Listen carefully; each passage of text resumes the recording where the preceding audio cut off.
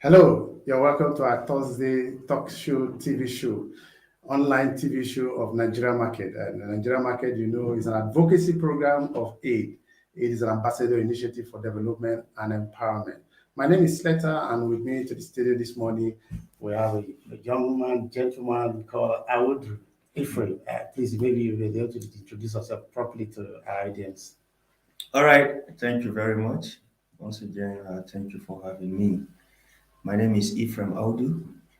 I am a marathon entrepreneur, Oh, marathon entrepreneur. All right, you're the welcome. founder of Patpa Nigeria. Okay. Patpa Nigeria is a business development firm focusing on business advisory services, Okay. uh, business development, project management, as well as access to funding facilitation.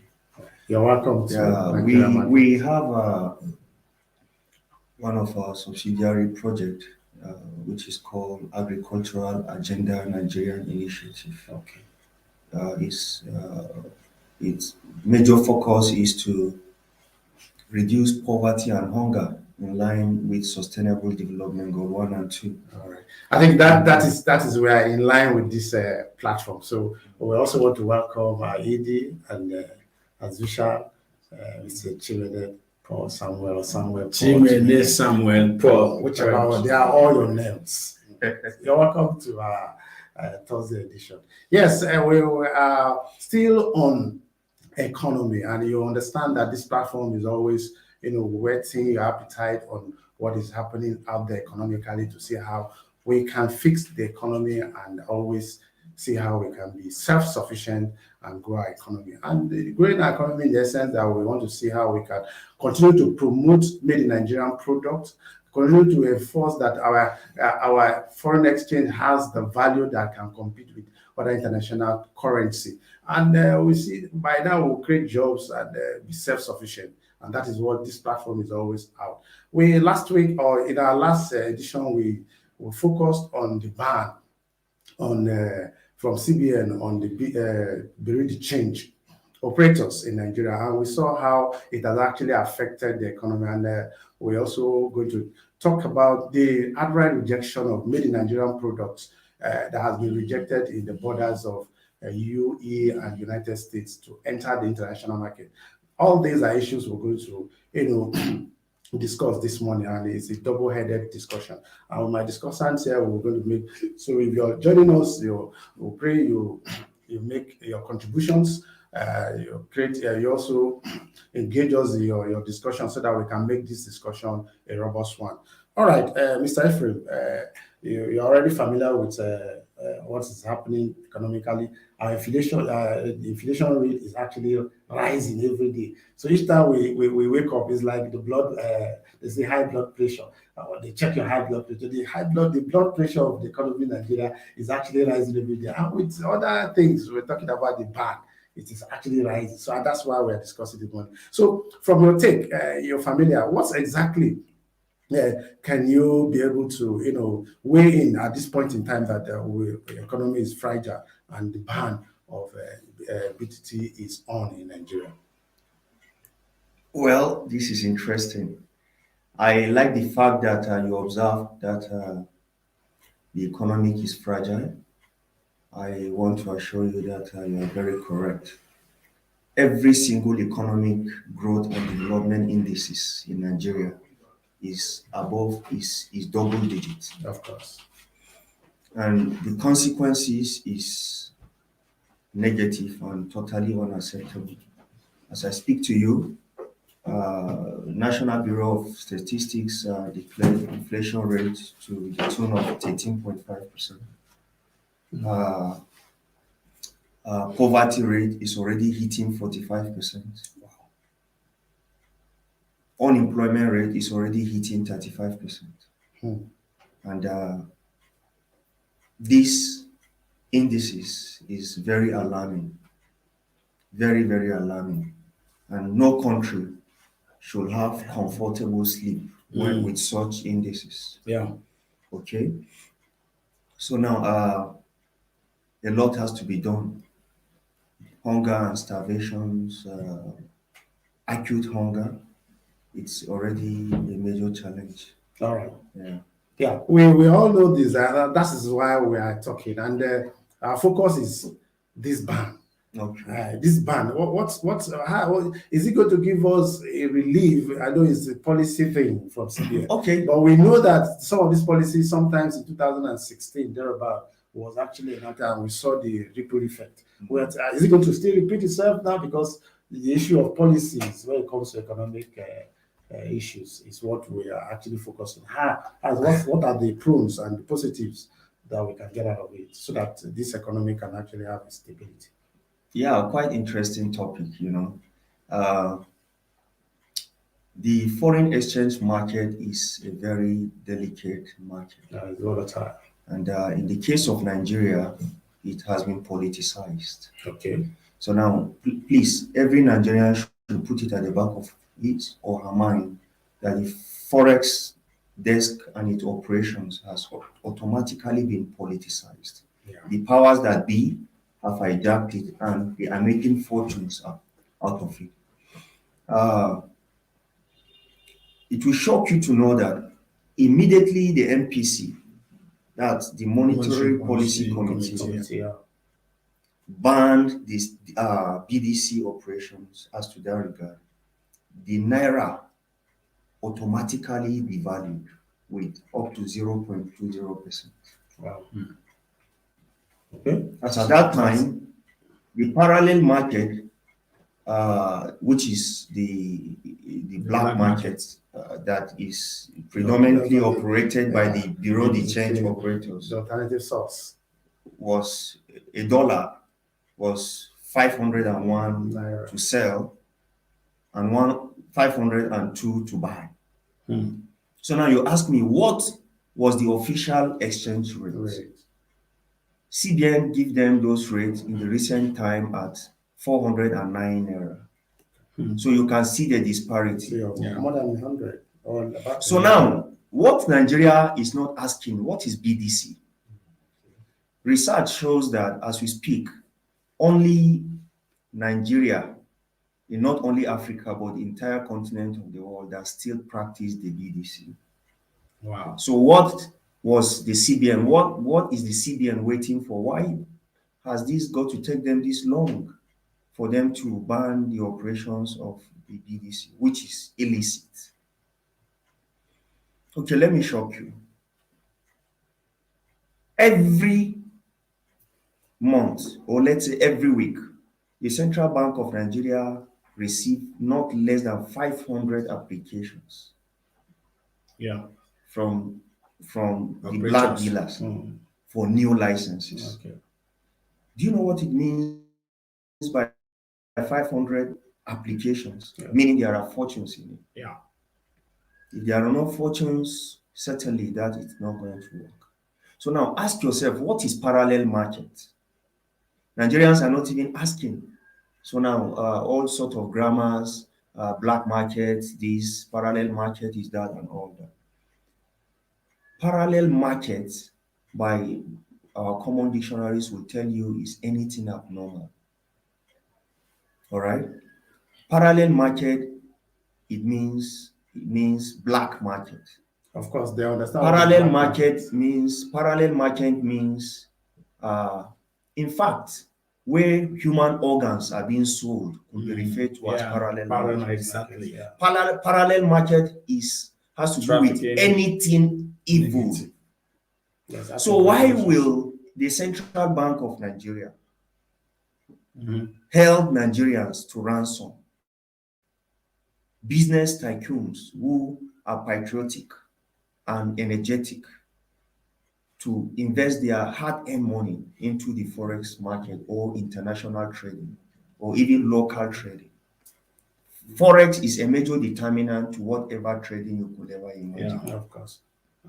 Yeah, so before you continue, I will just cut it short because of our viewers are listening and they may also want to, argue with you from this point of view. When you say, why would the central bank be keeping the BTT by this time? And they have just made this ban. Don't you think this ban may be hasty, having put the proper structures to be able to cope the excesses? Because when these BTT are not there, For instance, you want to travel on Saturday, you can't go to the bank to get the foreign exchange to be able to do your business. And that is why the ability to change operators are, standing that gap. So if CBN's ban now is directly on them, how are they going to be able to cope the excesses that will be able to come is what Nigerians may be able to ask. Because from your own point of view, you say, why should we? Internationally, it is not more practicable, but why is it kept in Nigeria? Because if those issues are not being taken care of and those policies are not being put in place appropriately, practically to be able to, face the challenge that will come after the ban.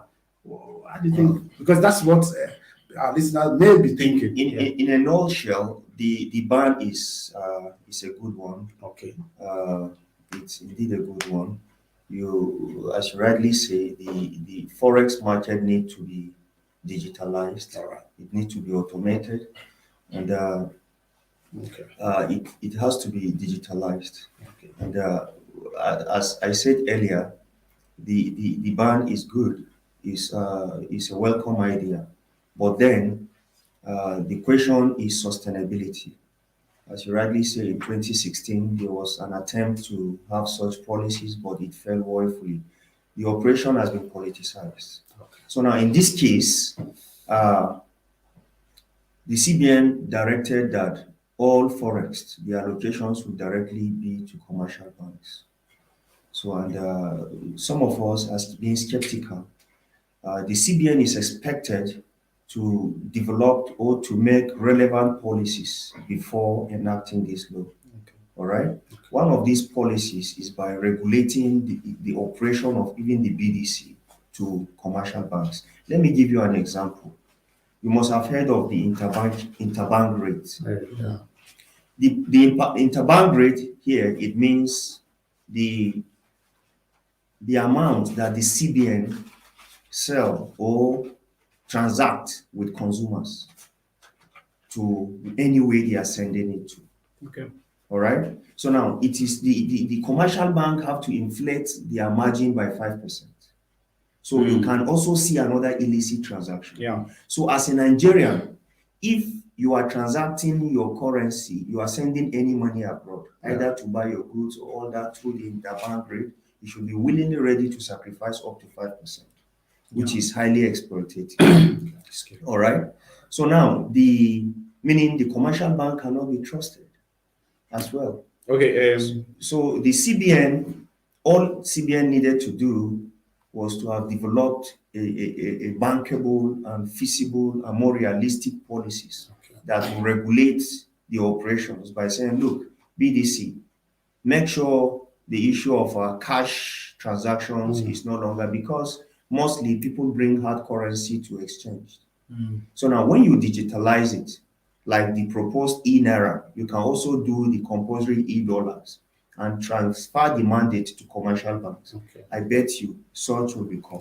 Anyway, Mr. Ephraim, thank you for this wonderful insights. I think our viewers, if you are here, you see how well this program is going, and is highly educative. Even those of us in the studio were almost quiet to listen to Mr. Audu, who is giving us more light into it. But there's something I want you to know. BDCs, for me, I think they are the same as SMEs. Most of them are small business, and the world standard or statistic shows that SMEs, have about 65% of the GDP. Now you can imagine the number of jobs that will be lost if they don't.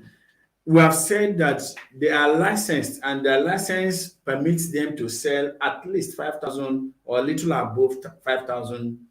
So it means that they are within that same range of SMEs. Now, why has CBN, I think that what CBN would have done is to sanitize, bring them back on track. This is where your limit is, instead of banning them, because you can imagine the number of young people that are already thrown into the market. And let me just say, for securities purpose, those who transact or who deals on this dollar thing, are from the north. And you can imagine if this number of young people go back to the forest. You know what's happening in terms of insecurity. Yeah. Now, this can be tool where they can be attracted. So don't you think that CBN will have had another way of bringing these people and then putting them on the right path so that they can continue their business? Yeah, quickly, let me respond to this. First of all, let me correct the impression that the Bureau de Change, their license is not withdrawn. Okay. Yeah. Okay. Their license stands.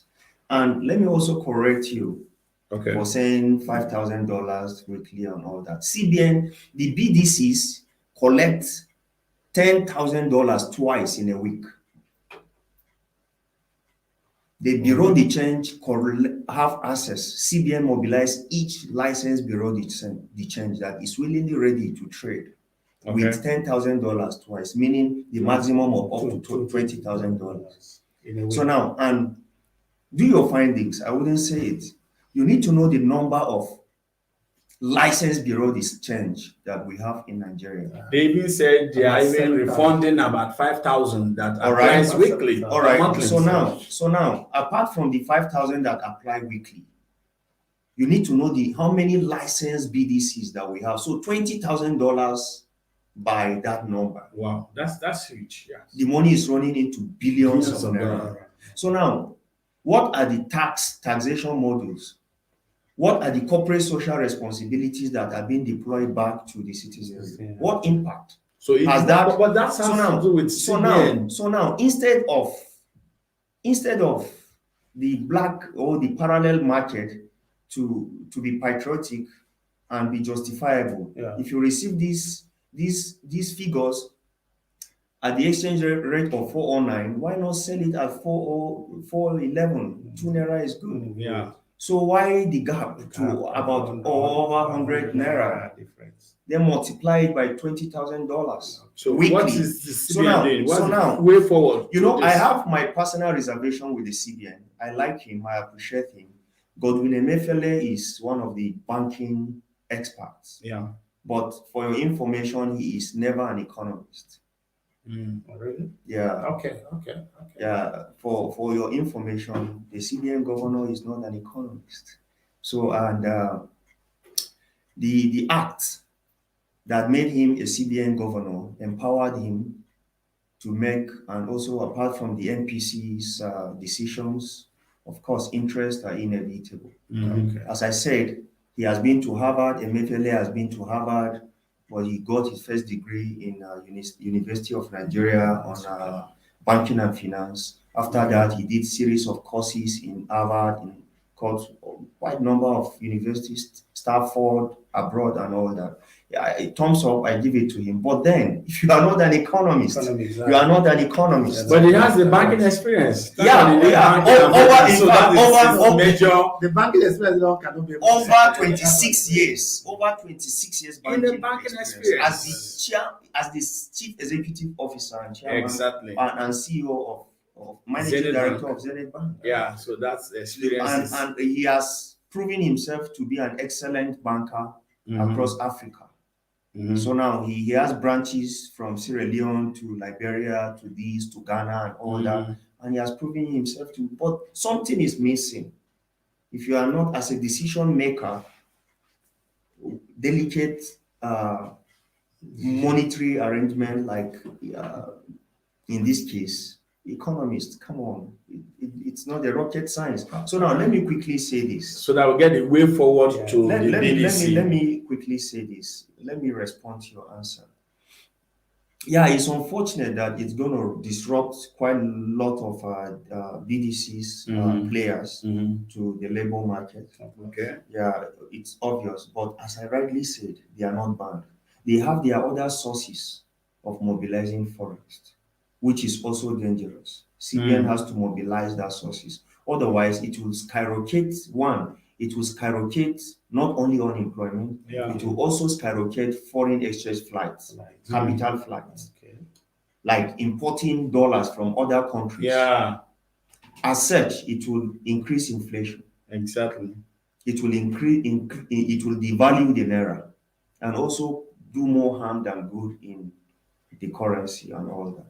So now, the BDC operators may not necessarily will not necessarily say that there was going to be a massive loss of job when you compare the effect to the consumers, to 200 and that's over 200 million million people. So, All right. I think we're talking about stability, how we can actually stable this market and to give us an appropriate way forward. And we're all talking about. So if you're listening to us, you're with us the Nigeria Market Program, and we're talking about economy on how we can improve on our foreign exchange. And we're talking about the ban in BBC. And our guest has actually threw more light to how we can stabilize and be able to, promote policies that can be able to, promote this the stability of this foreign exchange. And he mentioned politicization of CBN not being firm in their policies. And he also mentioned that if the digital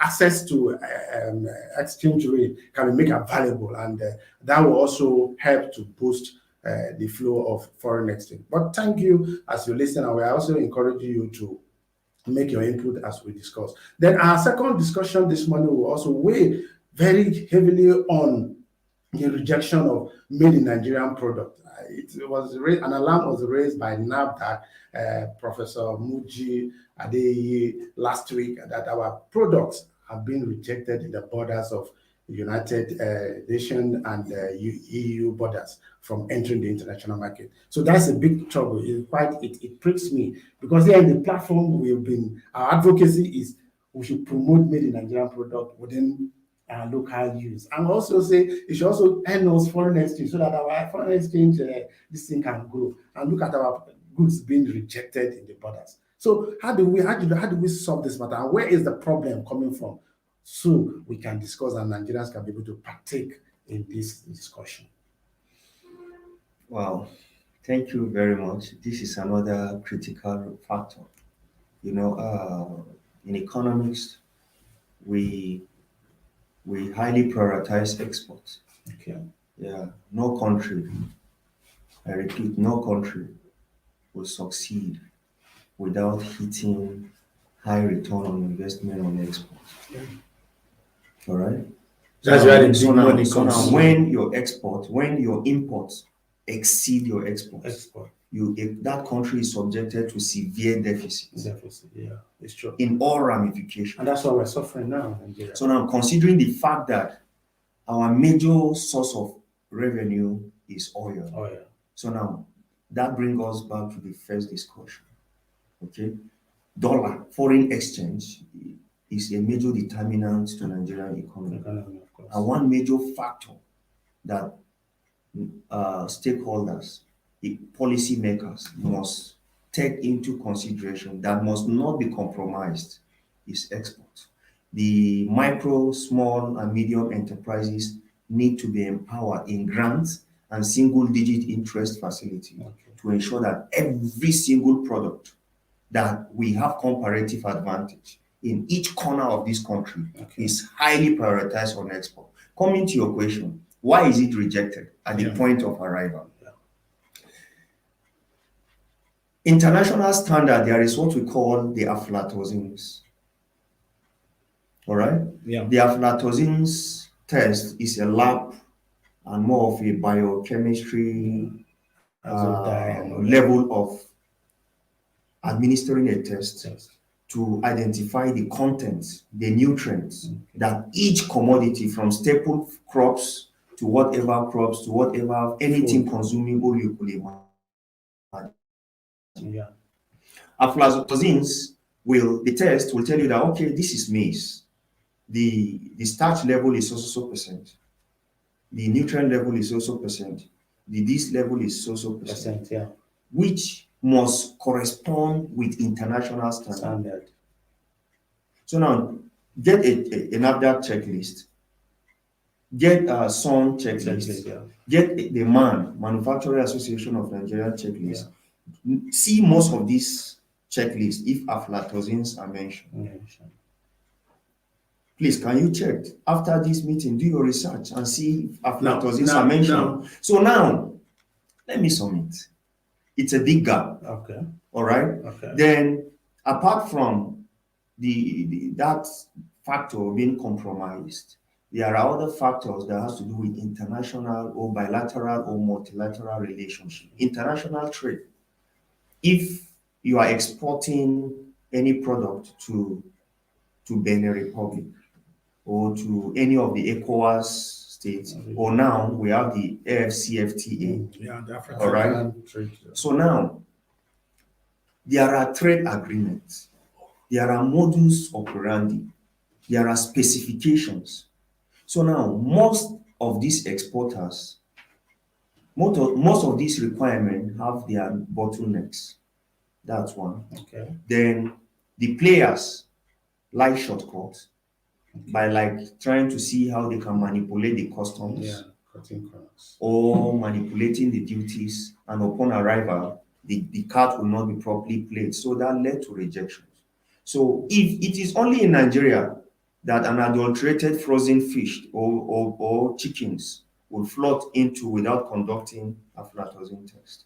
So those countries. No, but a lot of things. Those checks. You just mentioned one key word: compromise. Absolutely. So what do you think? Because whether the BDC issue we discussed earlier or the issue of the exporting, of products, rejection and all that, is as a result of compromise. Yeah.